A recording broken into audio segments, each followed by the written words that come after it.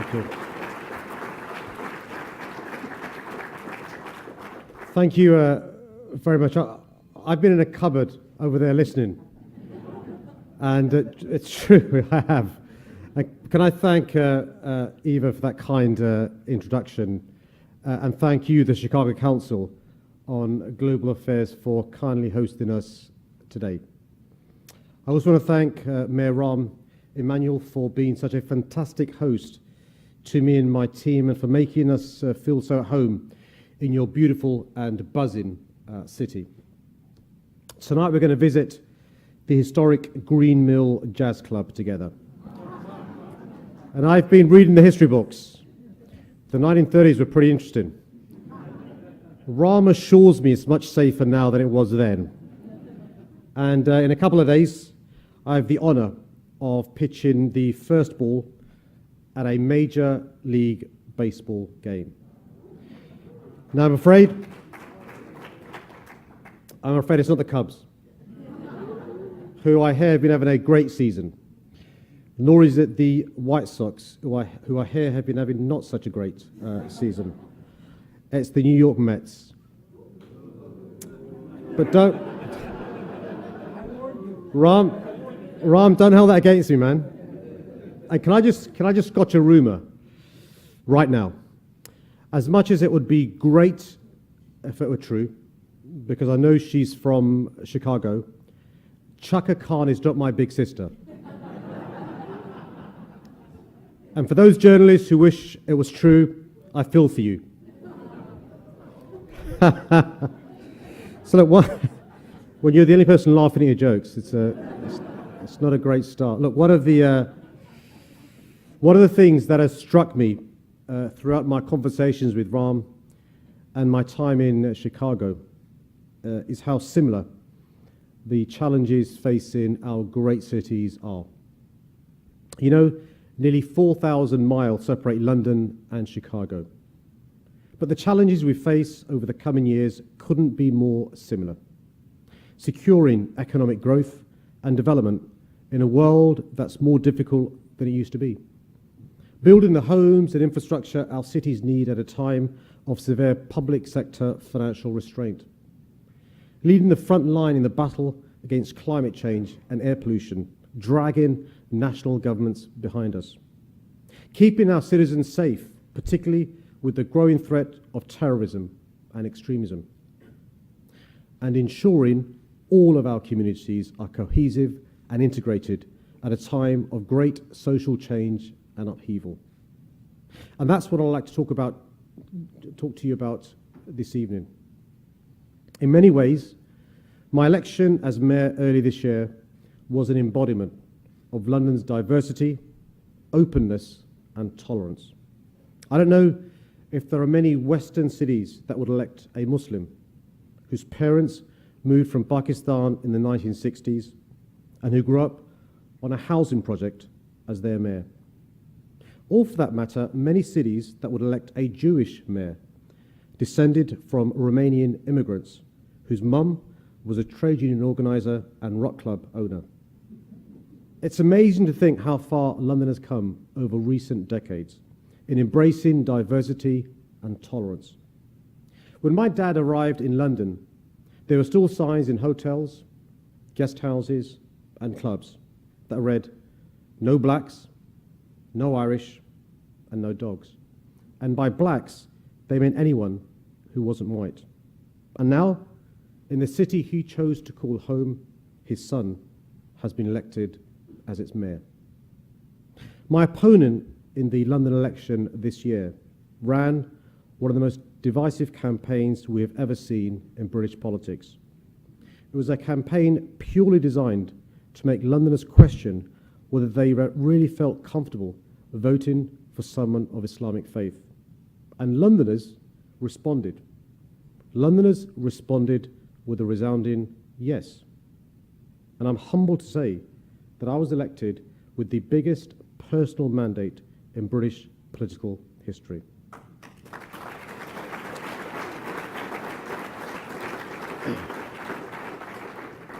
London is one of the most diverse and tolerant cities in the world. 1 of 3 Londoners were born outside the UK. Over 300 languages are spoken in our city. Every religion is freely practiced, and you can, of course, choose not to be a member of any organised religion. Rich and poor live side by side on the same streets and in the same communities. We thankfully escaped many of the most difficult problems around integration and community cohesion, problems that affect many great cities around the world. We don't have urban ghettos or areas of suburban neglect that have come to define many other European cities. Our city has remained relatively cohesive throughout the rapid growth over the past 30 years. Wave after wave of immigrant communities have been genuinely accepted into our city, from the Jewish community arriving at the beginning of the last century, to the post-war immigration from the Caribbean, from the Pakistani, Bangladeshi and Indian communities who arrived in the 1960s and the 1970s, to the Eastern Europeans during the last 2 decades and North Africans in recent years. London really is a beacon of tolerance, cohesion and integration around the world, and I'm immensely proud of that. But we need to be totally honest, because we're not perfect, and the equilibrium we have by and large struck remains fragile. My city faces many of the same challenges on social integration that Chicago, New York, Paris, Madrid and Berlin face over the coming decades. Our urban populations are booming, and if we're honest, our levels of social integration are not keeping pace with our changing population and growing diversity. You know, just this year, London's population became the biggest it's ever been, passing the previous record set just before the Second World War. This rapid growth is a sign of our success. People are arriving because of the jobs, opportunities, and wealth our cities are creating. But it's also putting stress on our housing and infrastructure, and inevitably on our communities too. In the UK and across Europe, immigration is now at the highest rate ever. The number of immigrants arriving in Britain every year has doubled between 1997 and 2015. And these new communities coming to work and contribute to our economy have become increasingly concentrated and in some instances increasingly segregated, which means in the space of just a few years, some communities have been transformed beyond all recognition. Scientific and social advances mean that more of us are having children later in life and living into old age, which is changing the way in which different generations relate to one another. And it's putting a strain on our public services, whether schools or hospitals. And as across the entire Western world, the gap between the richest and poorest in our society has grown, with particular groups understandably feeling left behind, like white working class communities in some parts of London, and I know across the United States. These growing tensions make it harder for people from different backgrounds to walk a mile in one another's shoes. They make it harder for our communities to sustain the strong social ties and sense of trust we need to flourish in an interconnected world. And it can foster an environment of mistrust or even blame when demand for services or school places or homes outstrip supply. The less integrated our societies are, the greater the economic and social costs we face as a result. Failure to socially integrate impedes life chances and holds back economic growth by limiting opportunities and prolonging unemployment. One study I read suggested that Britain's social integration deficit costs us £6 billion each year. It also feeds extremism, whether in the Muslim community or the far right. By contrast, improving social integration leads to an improvement in social mobility and a more efficient economy. It can reduce anxiety and fear of crime, reduce fear of the other, and reduce mistrust between people. Now, these challenges are by no means insurmountable, but like most challenges, they do require careful management and planning. One of the lessons from around the world is that a laissez-faire or hands-off approach to social integration doesn't work. We need rules, institutions, and support to enable people to integrate into cohesive communities. And for the avoidance of doubt, I don't mean assimilation. I mean integration, and there's a difference. People shouldn't have to drop their cultures and traditions when they arrive in our cities and countries. I'm a proud Londoner, a Brit, European, someone of Pakistani heritage, of Asian origin, a Muslim. We all have multiple layers of identity. That's what makes us who we are. But I do believe in real social integration. And it's important to be clear about exactly what we mean by social integration. Because it's one of those phrases that can mean different things to different people. To me, social integration means ensuring people of different ethnicities, faiths, cultures, age groups, sexual orientation, and incomes don't just tolerate each other, but live truly interconnected lives, meaningfully interacting with one another as neighbours, citizens, and friends, working together, playing together, studying together, interacting on a level playing field, and not being socially excluded because of their socioeconomic position. It means having a shared set of common values and laws that are clear, progressive, and tolerant, and around which communities can unite. A set of values we aren't ashamed or embarrassed of defending, but which form the backbone of our common life. And there's so much, as Ram said, that our city leaders and policymakers can do to improve social integration. For example, we shouldn't be embarrassed to say that we expect people moving to our cities to learn about our way of life. I think people doing public-facing jobs in London should speak English.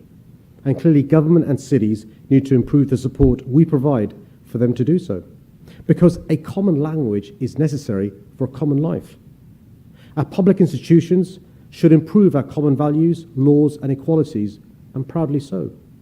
We should community-proof our housing and planning laws to ensure that the homes we build today can become integrated communities of tomorrow. We should build 21st century community institutions where neighbours want to come together and have real reasons to do so. We need to ensure that minority communities have a sense of belonging so that they are resilient so they're as resilient as possible to extremism and radicalisation.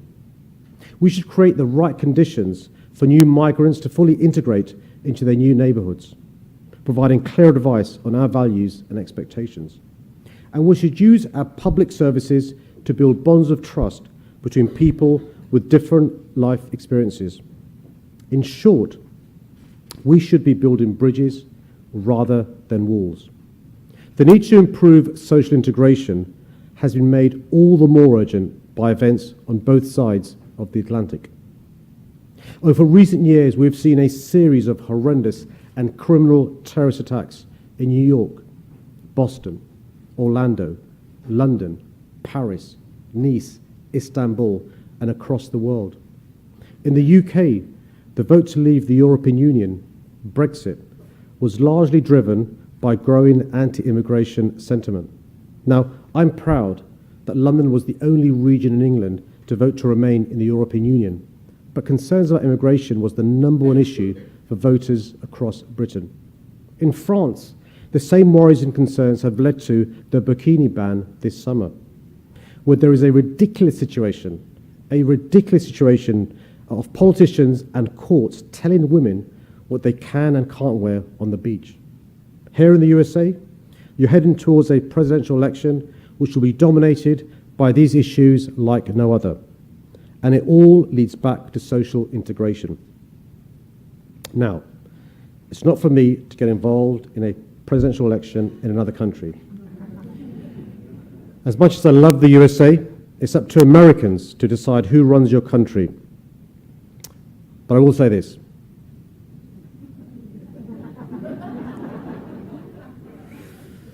We play straight into the hands of those who seek to divide us, of extremists and terrorists around the world, when we imply that it's not possible to hold Western values dear and to be a Muslim. It only makes it harder to build integrated and cohesive communities, and it makes it easier for terrorists to radicalize our young people, making us less safe, whether in the USA, France, or Britain, because it's dividing rather than uniting, and because it builds walls to keep us apart rather than bridges to bring us together.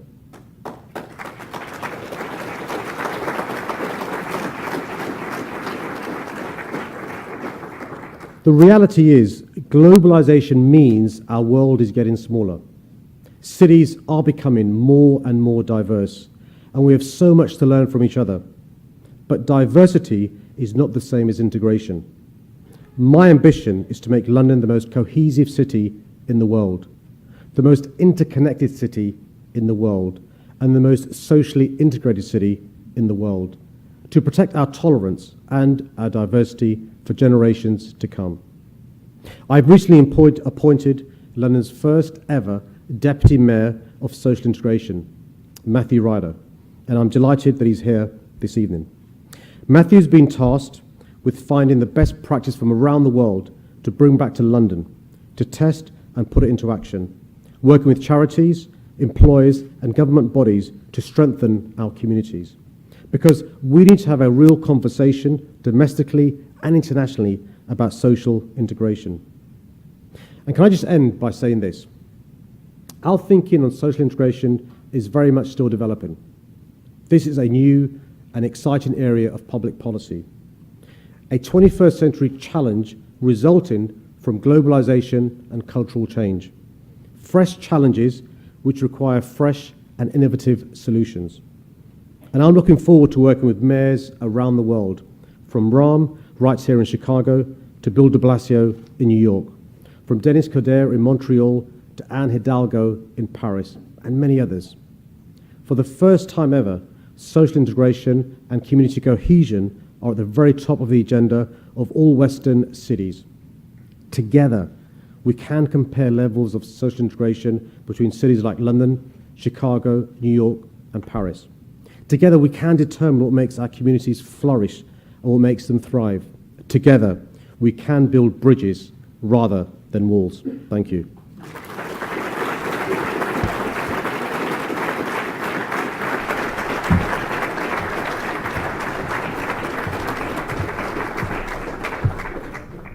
Mayor, thank you so much for a really insightful and important set of statements.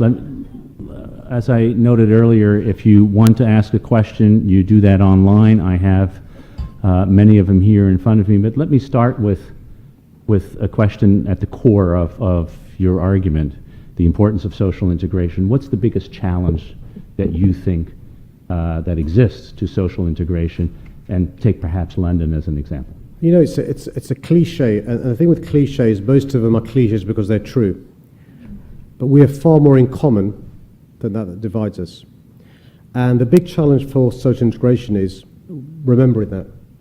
Because it's very easy, especially for those of us with progressive values, to feel uncomfortable artificially persuading people to mix. Because we think there are so many differences, but we've got so much in common. And it's really important that when it comes particularly to cities becoming more and more diverse, we don't hide away from the fact that actually there is so much that unites us. Look, people who come to Chicago or London or New York or Paris from other parts of the world don't come to sit on their backside and not to mix. There's a reason why they've made huge sacrifices to come. And we've got to recognize that in an interdependent world, we've really got to be speaking to each other much more, making sure we live side by side. As I said, working together, playing together, studying together. And I've got to tell you this, it's not just a metaphor or a play on words said by somebody else. That means building bridges, not walls. Let me go to the first question, which from the Chicago audience is what you would expect, which is what lessons can Chicago learn from London in regards to fighting crime when London does not face the relaxed firearm laws that we have? Are there any lessons that we in the city in Chicago can take from London? Look, you've got to be very, very careful, especially when you're, not on top of this, facts in another country, to lecture another country or another city how to do things. Because the easy thing to say is that we do it this way, you should copy our ways. And the history and culture of firearms in America is very different from our culture. The basic concept we have in relation to crime is that the British police, for the last 300 years, has had a model of policing by consent. In London, for example, there are 32,000 police officers. Our population is 8.6 million. There is no way 32,000 officers can keep London safe by themselves. They require the confidence and the trust of the British public, Londoners, to come forward to report crime, to be witnesses in prosecutions, to join the police service, and to do the things we need to do to keep our city safe. And that's the biggest challenge we face as a city. How do you police by consent? And it's difficult, and it's a challenge. And police officers do such a hard job. When the rest of us are in danger, who do we ring? We ring the police. We run away from danger, they run to danger. And so it's difficult to get that balance right. So I don't want to come here and lecture Chicago how to be fantastic like London is. And we are. But it's recognised, and as far as I'm concerned, I'm a firm believer in policing by consent. And we've got challenges. Let's say in London, let me give you an example of the challenge. In London, of the 32,000 police officers, on Friday I went to a passing out parade where new officers joined. Only on Friday did we exceed 4,000 black, Asian, minority ethnic officers. Only 16% of our police service is what we call black, Asian, minority ethnic. Only on Friday did we exceed 8,000 of our officers being women. Only 26% are women. How can you police by consent when the police service doesn't look like the city that she seeks to police? So there are challenges for us as well, and we need to grapple with them. You mentioned Brexit, and for those of us who are observers of what goes on in the United Kingdom, this was an important topic here and continues to be an important topic.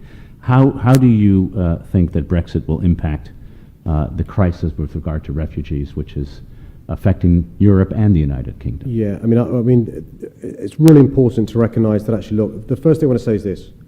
London voted decisively to remain in the European Union.